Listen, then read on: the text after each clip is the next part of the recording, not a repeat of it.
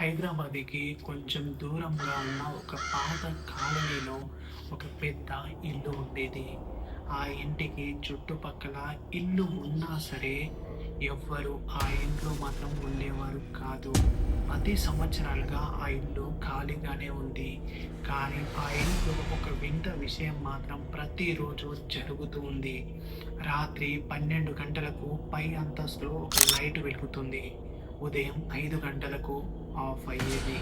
చుట్టుపక్కల వాళ్ళందరికీ ఇది తెలుసు. కానీ ఎవ్వరూ దాని గురించి ఎక్కువగా మాట్లాడేవారు కాదు. ఎందుకంటే ఆ ఇంట్లో చివరగా నివసించిన కుటుంబం గురించి ఒక భయంకరమైన నిజం తెలిసింది.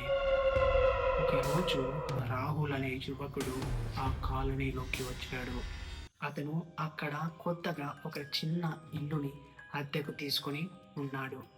మొదటి రాత్రే అతనికి ఆ ఇంటి గురించి తెలిసింది. పక్కింటి వృద్ధుడైనటువంటి రామయ్య రాహుల్కి చెప్పాడు, రాత్రి ఆ ఇంటి వైపు చూడకు. రాహుల్ నవ్వుతూ, ఎందుకు తాతయ్య అని అడిగాడు. రామయ్య సమాధానం చెప్పలేదు, కేవలం ఒక మాట అన్నాడు. రాత్రి 12 గంటల తర్వాత ఆ ఇంటి లైట్ వెలిగితే కిటికీ దగ్గర అస్సలు నిలబడకు అని చెప్పాడు. రాహుల్కి అది వింతగా అనిపించింది. ఎవరైనా ఉంటారా ఆ ఇంట్లో అని అడిగాడు. ఎవ్వరు ఉండరు అని చెప్పాడు తాతయ్య. మరి లైట్ ఎవరు వేస్తున్నారు అనగానే రామయ్య రాహుల్ వైపు చూసి నెమ్మదిగా అన్నాడు, అది ఎవ్వరికీ తెలియదు. ఆ రాత్రి రాహుల్కి నిద్ర పట్టలేదు. 11:50 అతను కిటికీ దగ్గర కూర్చొని ఉన్నాడు. ఎదురుగా ఆ పాత ఇల్లు కనిపిస్తుంది. టైం 11:59. ఏమీ జరగలేదు. ఎప్పుడైతే 12 అయ్యిందో క్లిక్ అని ఒక సౌండ్ వినిపించింది. పై అంతస్తులో లైట్ వెలిగింది. రాహుల్ కాసేపు ఆ లైటునే చూస్తూ ఉన్నాడు. అప్పుడే ఆ కిటికీ దగ్గర ఒక మనిషి నీడ కనిపించింది. రాహుల్ ఒక్కసారిగా వెనక్కి వెళ్ళాడు. అక్కడ ఎవరో ఉన్నారు అనిపించింది. మళ్ళీ అతను చూసేసరికి అక్కడ నీడ కనిపించలేదు. లైటు మాత్రం అలానే వెలుగుతూ ఉంది. మరుసటి రోజు రాహుల్ ఆ ముసలాయన దగ్గరికి వెళ్ళాడు.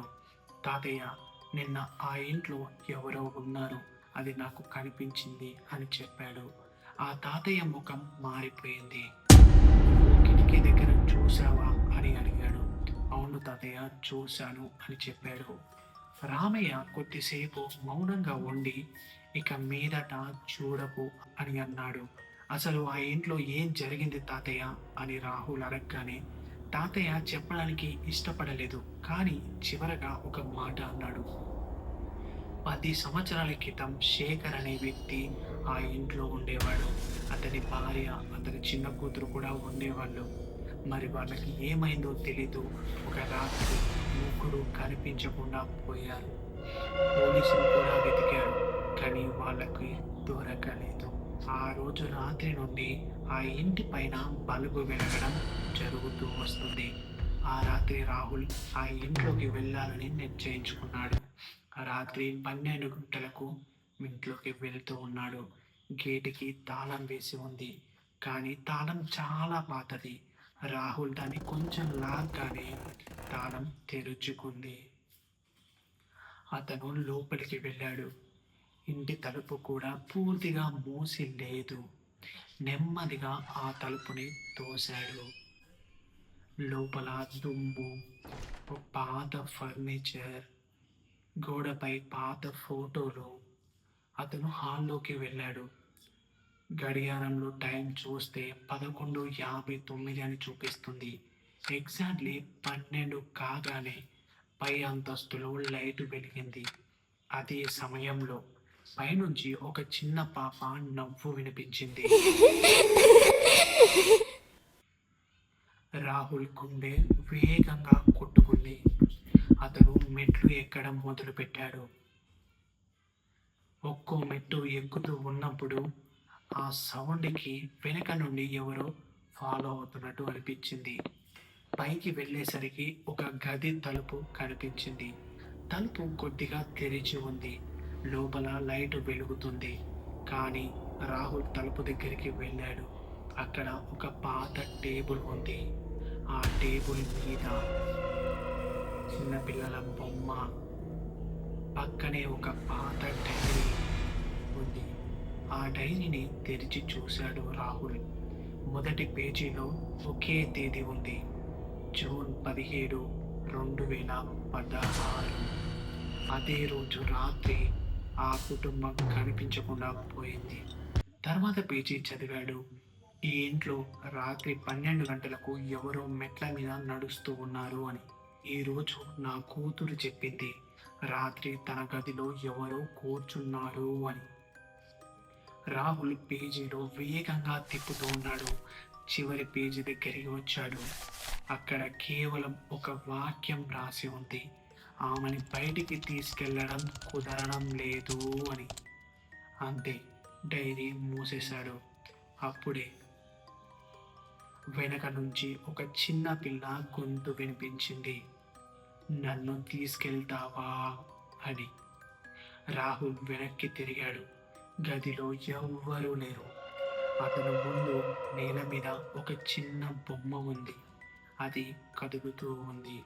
నెమ్మదిగా అది ఒక రూమ్ వైపు వెళుతూ ఉంది. రాహుల్ దాని వెంటనే వెళుతూ ఉన్నాడు. బొమ్మ మెట్ల దగ్గర ఆగిపోయింది. అక్కడ గోడలో ఒక చిన్న భాగం వింతగా కనిపించింది. అతను ఆ గోడని తట్టాడు. లోపల ఖాళీగా ఉన్నట్టు శబ్దం వినిపించింది. రాహుల్ ఆ గోడని బలంగా కొట్టాడు. గోడ కొద్దిగా ఊడిపోయింది. అక్కడ ఒక చిన్న తలుపు కనిపించింది. అతను దాన్ని తెరిచాడు. లోపలంతా చీకటి. ఫోన్ తీసి టార్చ్ వేశాడు. అక్కడ పాత బట్టలు, చిన్నపిల్లల బొమ్మలు మరియు నేల మీద 3 పాత ఫోటోలు కనిపించాయి. ఒకటి శేఖర్ది, రెండవది అతని భార్యది, మూడవది వారి చిన్న కూతురిది. కానీ ఆ ఫోటో వెనక ఒక విషయం రాసి ఉంది, ఆమెని గదిలో బంధించాం అని. ఇది చదవగానే రాహుల్ గుండె ఒక్కసారిగా బలంగా కొట్టుకుంటూ ఉంది. అంటే ఈ కుటుంబం కనిపించకుండా పోయింది కాదు, వాళ్ళు ఈ ఇంట్లోనే ఎక్కడో ఉన్నారు అని. అప్పుడే వెనక తలుపు మూసుకుంది. రాహుల్ వెనక్కి తిరిగాడు. చీకట్లో ఒక చిన్న అమ్మాయి నిలబడి ఉంది. తెల్లటి ఫ్రాక్ వేసుకొని, చేతిలో అదే బొమ్మ పట్టుకొని, ముఖం కనిపించకుండా ఉంది. రాహుల్ భయంతో అడిగాడు, ఎవరు నువ్వు అని. ఆమె నెమ్మదిగా తల ఎత్తింది.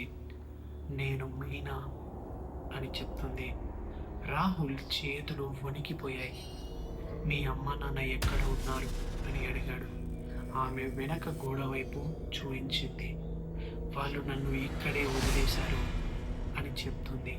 ఎందుకు ఇక్కడే నిన్ను వదిలేశారు అని అడగగానే ఆ అమ్మాయి ఏమీ చెప్పలేదు, కేవలం గోడను చూపిస్తూ ఉంది.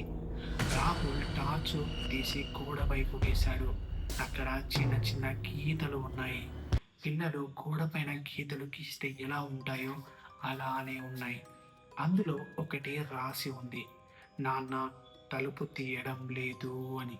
రాహుల్కి విషయం అర్థమైనట్టుంది. అతను గోడను పగలగొట్టడం మొదలుపెట్టాడు. కొన్ని నిమిషాల తరువాత లోపల చిన్న గది బయటపడింది. అక్కడ 2 మృతదేహాలున్నాయి, అంటే శవాలు. ఒకటి పురుషుడిది, ఒకటి మహిళది.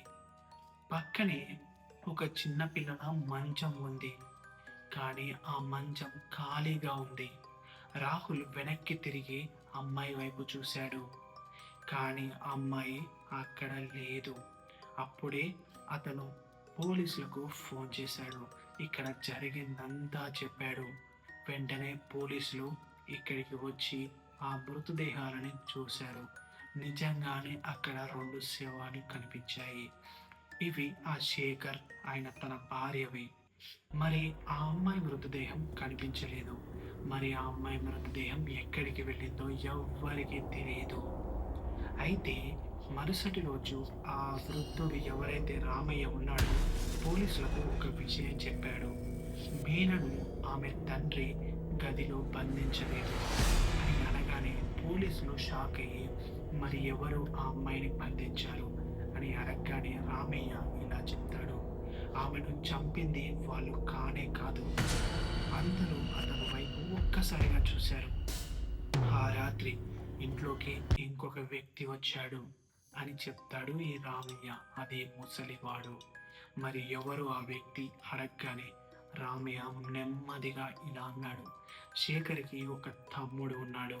ఆ తమ్ముడే ఆ రోజు రాత్రి వచ్చాడు. అతను ఆస్తి కోసం కుటుంబాన్ని చంపాలి అనుకున్నాడు. మీనాను కూడా చంపాలని చూశాడు. కానీ ఆమె తప్పించుకుంది. ఆ తరువాత ఆమె ఎక్కడికి వెళ్ళిందో ఎవ్వరూ తెలుసుకోలేదు. అంతే.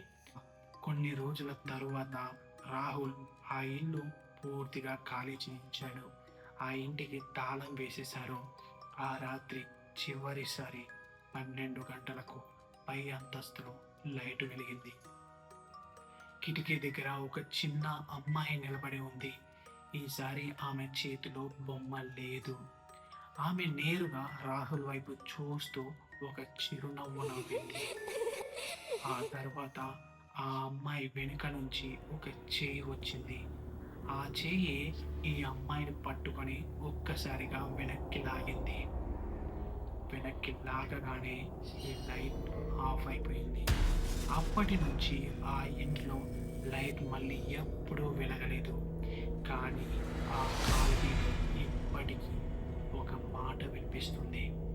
రాత్రి 12 గంటలకు ఆ ఇంటి దగ్గరికి వెళితే పై అంతస్తు నుండి ఒక చిన్న వినోదం వినిపిస్తుందంట. లైట్ ఆపేశాను.